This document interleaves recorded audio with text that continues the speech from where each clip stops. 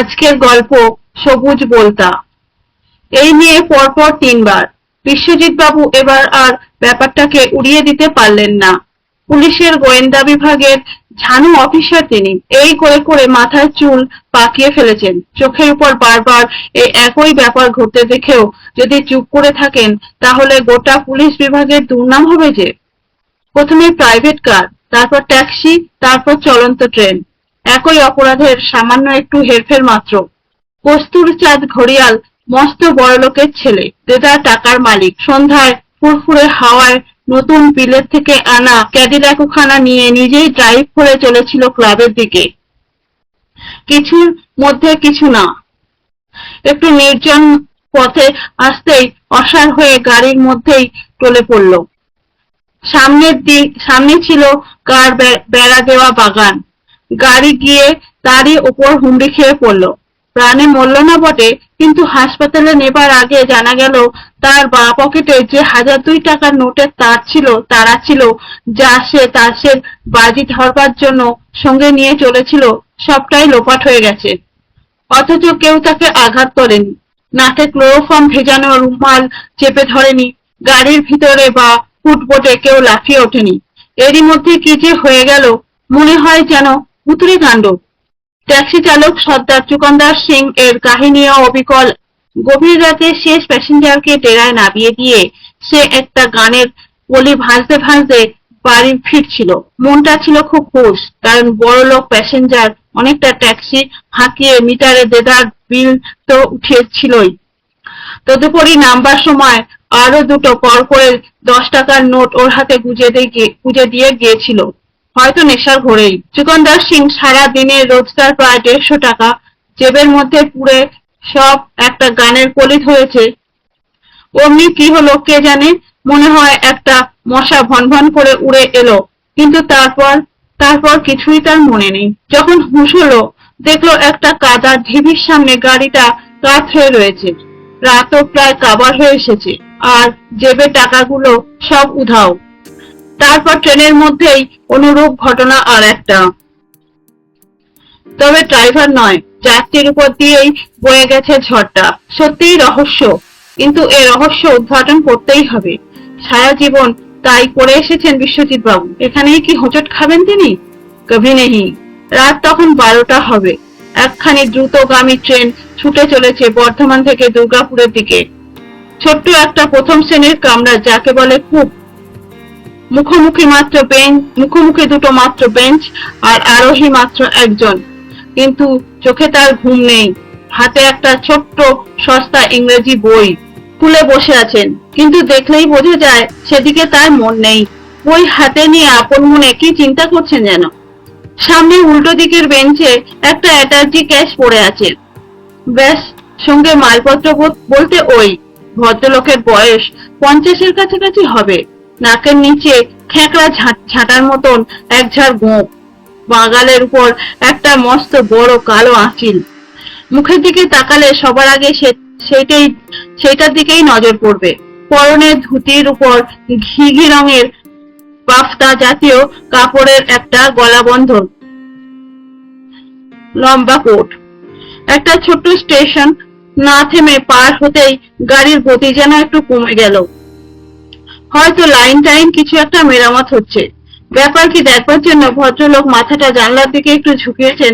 হঠাৎ একটা বোলতা বা মৌমাছি কোত্থেকে এসে তার গালের উপর বসলো, ঠিক ওই আঁচিলটার পাশে। কয়েক সেকেন্ড মাত্র। ভদ্রলোক চমকে উঠে হাত দিয়ে সেটাকে চেপে ধরলেন। গাড়ি আবার স্পিড বাড়িয়ে দিল। দুর্গাপুরে ট্রেন থামতেই একজন পুলিশ এসে কামরাটা ঘেরাও করে ফেললো। একজন কনস্টেবল ভিতরে ঢুকেই চমকে উঠল। ভদ্রলোক বেহুশ হয়ে পড়ে আছেন। পায়ের কাছে ইংরেজি বইটা গড়াগড়ি খাচ্ছে। অনেক চেষ্টার পর জলে ঝাপটা টাপটা দিয়ে তার জ্ঞান ফেরানো হলো। চোখ খুলেই আবার বন্ধ করে অর্ধনিমিলিত নয়নে তিনি একবার অস্পষ্ট কণ্ঠে কি যেন বললেন। তারপর যেন হঠাৎ সম্বিত পেয়ে উঠে বসলেন। হুজুর, এখন কেমন বোধ করছেন? সামনের কনস্টেবলটি এগিয়ে এসে বলল। কে, চিরঞ্জীব? কিছু তো মনে করতে পারছি না। মনে হয় অনেকক্ষণ ঘুমিয়েছি। এ কি, আমার অ্যাটাচি কেসটা কি হলো? আগে ঘুমননি, বেহুশ হয়েছিলেন, কিন্তু কেমন করে হলেন? পথে কিছু কিনে খেয়েছিলেন নাকি? শরবত টরবত কিছু? বেহুশ? বলো কি? কতক্ষণ? আমার তো কিছু মনে পড়ছে না। না না, শরবত টরবত কিচ্ছুই খাইনি, বই পড়ছিলাম। তারপর কখন কি যে হলো কিচ্ছু মনে নেই। কিন্তু দরজাটা বোধহয় লক করাই ছিল, খুললো কে? ততক্ষণে পিছনের আরো কয়েকটি পুলিশ কামরায় ঢুকে পড়েছে। এদিক ওদিক খুঁজতে লাগলো তারা। অ্যাটাচি কেসটা নেই। নেই তো। তাজ্জব ব্যাপার। তাহলে কি ওটা বাতাসে উড়ে গেল? ওর মধ্যে যে ভীষণ দরকারি কতগুলো কাগজপত্র ছিল, সরকারি, ভারী মুশকিল হলো তো। ভদ্রলোক একটু উত্তেজিত ভাবেই বললেন। এবারে যে কথা বলল তার নাম ধরম সিং। বলল অপরাধী হয়তো পাশের কামরাতেই ছিল, সুযোগ পেয়ে সঙ্গে সঙ্গে তার সদ্ব্যবহার করেছে। আমার কামরাও দু তিনটে লোক কখন নেবে গেছে দেখছি। বোধহয় একটু তন্দ্রা এসেছিল, খেয়াল করিনি। কিন্তু এ কি, আপনার কাপড়ের উপর একটা মরা বোলতা দেখছি যে? ঠিক বোলতা নয় বোধহয়, তবে দেখতে অনেকটা বোলতার মতন। রংটা কেমন সবজে সবজে। সবুজ রঙের বোলতাও হয় নাকি? আর এ পোকাটা এলোই বা থেকে? দেখি দেখি। ভদ্রলোক কৌতূহলী হয়ে বললেন, তাই তো, বোলতার মতোই ঠিক দেখতে, কিন্তু রং তো হলদে নয়, সবুজ। ভারী অদ্ভুত পোকা তো। এটাকে ফেলবো না কাগজে জড়িয়ে রেখে দেই? বলে তিনি সত্যি সত্যি সেটা কাগজে মুড়ে পকেটে রেখে দিলেন। তারপর বললেন, পোশাকটা আর বদলানো যাবে না, সেটাও চুরি গেছে। যাক, এগুলোর এখন আর দরকার নেই। বলেই এক টানে গালের উপর থেকে কি একটা টেনে ফেলে দিলেন। আর কিচ্ছু নয়, সেই আঁচিলটা, ওটা নকল। তারপর রুমাল দিয়ে গোফের নিচে সজোরে ঘষতে খ্যাংরা গোফটাও আলগা হয়ে উঠে এলো। এবারে চিনতে কোনো কষ্ট হলো না তাকে। বিশ্বজিৎ বাবু।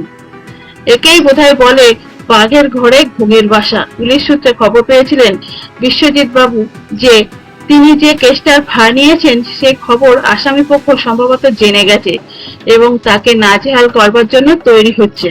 বিশ্বজিৎ বাবু সেই থেকে নানা রকম ছদ্মবেশের ব্যবস্থা করেছিলেন।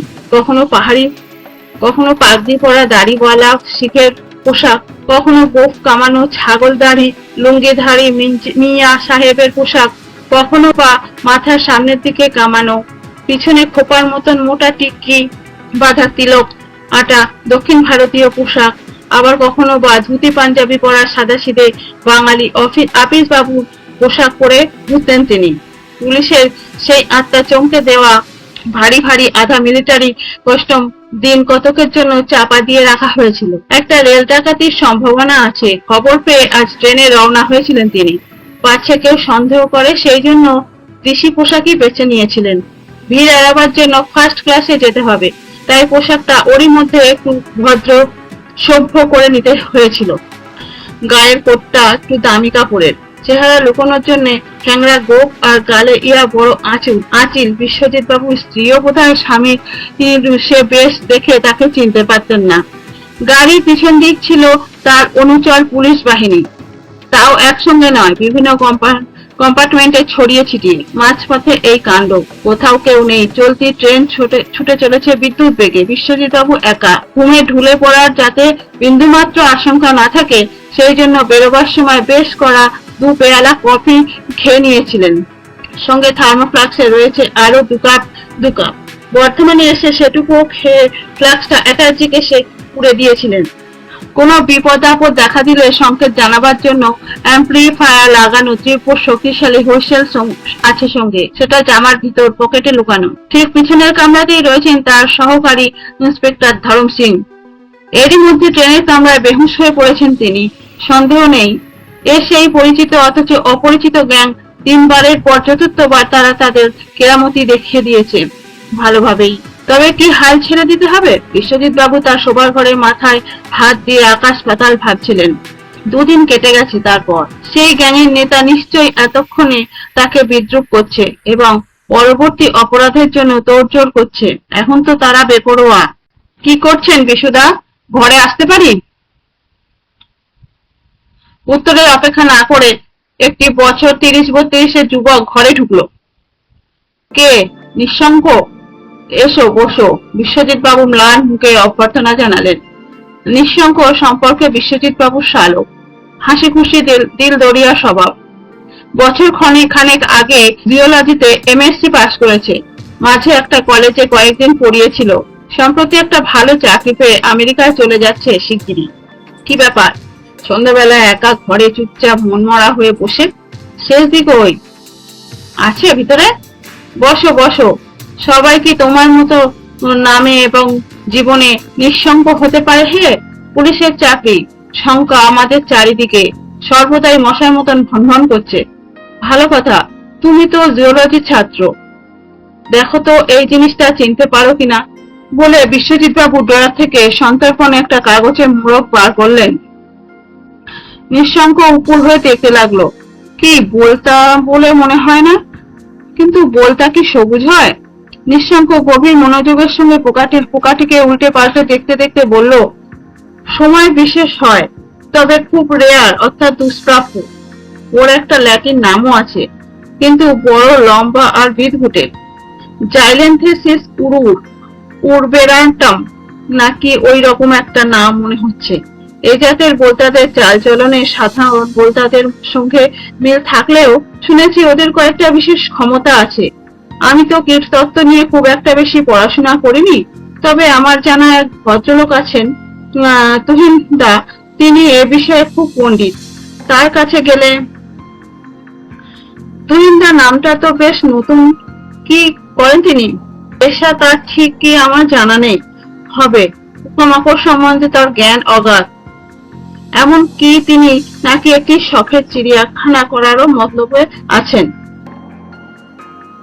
জীবজন্তু চিড়িয়াখানা নয়, পোকামাকড়ের চিড়িয়াখানা। যত রকম দুষ্প্রাপ্য পোকামাকড় সংগ্রহ করে পুষে তাদের চালচলন পরীক্ষা করবেন, এই তার ইচ্ছা। বোধহয় এতদিনে কাজ শুরুও করে দিয়েছেন। বেশ তো, চলো না কালই, আমিও সঙ্গে যাব, কিন্তু তবে পুলিশের সাজে নয়, ছদ্মবেশে। তোমার আপত্তি নেই তো? তুহিনানন্দের চিড়িয়াখানাটা বাস্তবিকই অদ্ভুত। এদেশেও যে বৈজ্ঞানিক গবেষণার জন্য কেউ এ জাতীয় চিড়িয়াখানা করতে পারে, বিশ্বজিৎ বাবু তা ভাবতে পারেননি। চারিদিকে ছোট বড় সূক্ষ্ম জালি দেয়া অসংখ্য খাঁচা, তার মধ্যে নানা রকম পোকামাকড়ের চাষ হচ্ছে, তবে পতঙ্গ শ্রেণীর পোকাই বেশি। একটা বড় ঘেরা জালের মধ্যে এক জায়গায় বেশ কতকগুলি সবুজ বোলতাও চোখে পড়ল, সংখ্যায় কয়েক হাজার হবে। নিঃশঙ্ক বললে, এ আপনি ঠিক করছেন কি তুহিনদা? এ যে ধান চাষের মতো সবুজ বোলতারও চাষ শুরু করে দিয়েছেন। এ তো শুনেছি ভীষণ দুষ্প্রাপ্য পোকা, কি যেন নাম, জাইলেন্থেসিস উরবেরান্টাম। মুখের কথা কেড়ে নিয়ে হেসে বললেন তুহিনানন্দ, হ্যাঁ দুষ্প্রাপ্য বইটি, ওইটা নিয়েই এখন একটু রিসার্চ করছি কিনা। তা এত শুয়োপোকা কেন? গামলা ভর্তি শুয়োপোকা রেখে দিয়েছেন কেন খাঁচার ভিতরে? ও বুঝেছি, শুয়োপোকাই তো বুঝি ওদের প্রিয় খাদ্য। তুহিনানন্দ তেমনি হাসি মুখে জবাব দিলেন, হ্যাঁ, সব বলতাই শুয়োপোকা খেতে ভালোবাসে, আর চায় টাটকা তাজা শুয়োপোকা। টাটকা তাজা? হ্যাঁ হে, ওইখানেই তো মজা। ডাক্তারেরা যেমন ইঞ্জেকশন দিয়ে সময় বিশেষে রোগীকে অসাড় করে নিয়ে তার উপর ছুরি চালান, এরাও তেমনি শুয়োপোকার শরীরে একরকম রস ইনজেক্ট করে তাকে অসাড় করে রেখে দেয়। ফলে শুয়োপোকা মরে না, পালাতেও পারে না, 2-3 দিন পর্যন্ত অসাড় হয়ে পড়ে থাকে। আর ওই 2-3 দিন বোলতাদের ভাড়ারে টাটকা খাবার জমা থাকে। বিশ্বজিৎ বাবু এবার মুখ খুললেন, ভারী অদ্ভুত তো। নিঃশঙ্ক বলল, অদ্ভুত হলেও কথাটা নতুন নয়। বোলতাদের এ বিশেষ ক্ষমতার কথা বিজ্ঞানীরা অনেকদিন থেকেই জানতে পেরেছেন। আরো কোনো পোকার নাকি ওই রকম অভ্যেস আছে। তুহিনানন্দ এবার বিশ্বজিতের দিকে চেয়ে সকৌতুকে বললেন, অদ্ভুত লাগছে আপনার কাছে, কিন্তু এত সব সাধারণ বোলতাই করে থাকে। এই সবুজ বোলতাদের ওই ক্ষমতাটা সবচেয়ে বেশি। এদের ইনজেকশনে বিষের তীব্র যে শুয়োপোকা কেন, বড় বড় জীবজন্তুকেও তারা অসাড় করে দিতে পারে। অথচ কামড়াবার সময়, অর্থাৎ যখন ওরা ইনজেকশন দেয়, তখন এত কম জ্বালা করে যে সব সময়ও টেরও পাওয়া যায় না। আর কাজ হয় অতি দ্রুত। প্রায় সঙ্গে সঙ্গে শিকার অজ্ঞান হয়ে পড়ে। আমি ওই নিয়েই রিসার্চ করছি। এমনিতে এরা খুব দুষ্প্রাপ্য, কিন্তু চেষ্টা করলে কৃত্রিম আবহাওয়ায় রেখে চাষ করলে এদের সংখ্যা বাড়ানো তেমন কঠিন নয়। সেই সঙ্গে বাড়ানো যায় ওদের ওই অদ্ভুত ক্ষমতা। পরীক্ষা করে দেখেছি, নিয়মিত লেটুস পাতা খাওয়ালে এদের বিষের ক্রিয়া এত বেড়ে যায় যে তখন তা দিয়ে ছাগল, ভেড়া, শুয়োরকেও পর্যন্ত বেহুশ করে দেয়া যায়। দেখুন না, ওইখানে ঝুড়ি ভর্তি লেটুস পাতা রয়েছে, ওদের একবেলার খোরাক। বিশ্বজিৎ বাবু অবাক হয়ে দেখছিলেন। বললেন, ধন্যী আপনি, কিন্তু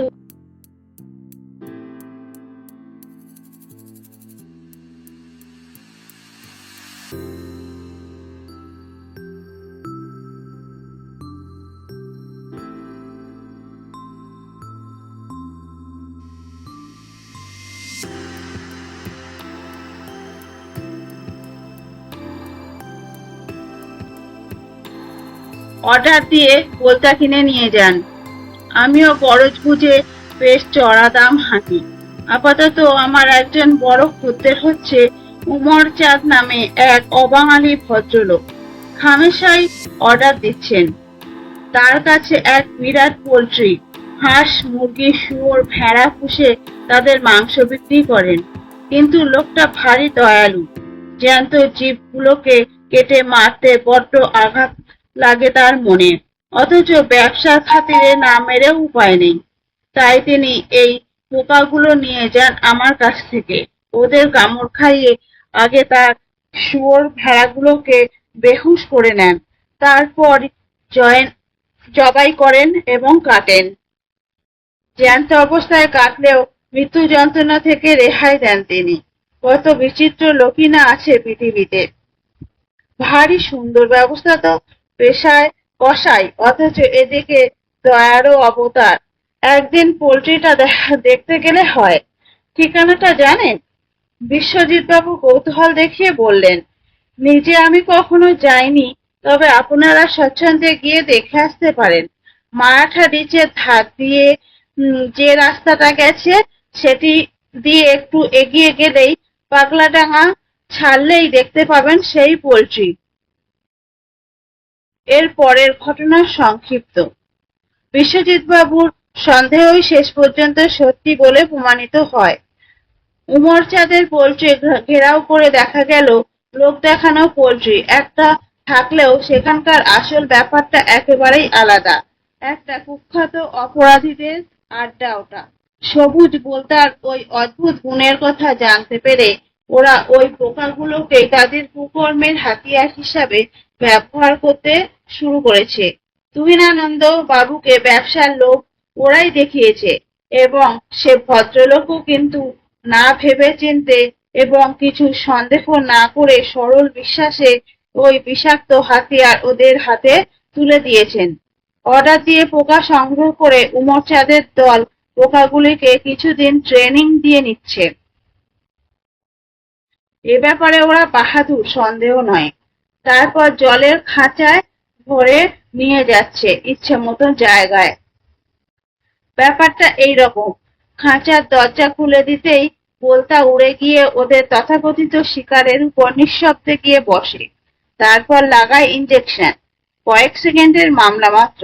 সঙ্গে সঙ্গে তাদের বিষাক্ত রসে শিকার একেবারে বেহুশ। এই সময়টা দলের লোকেরা দূরে দূর থেকে নজর রাখে। শিকার বেহুশ হয়ে গেলেই তখন শুরু হয় ওদের কাজ। ঝোপ বুঝে তাকে সর্বশান্ত করা। তখন আর এমন কিছু কঠিন নয়। প্রাইভেট কার, ট্যাক্সি এবং চলন্ত ট্রেনে প্রতিবার এই একই ইতিহাস।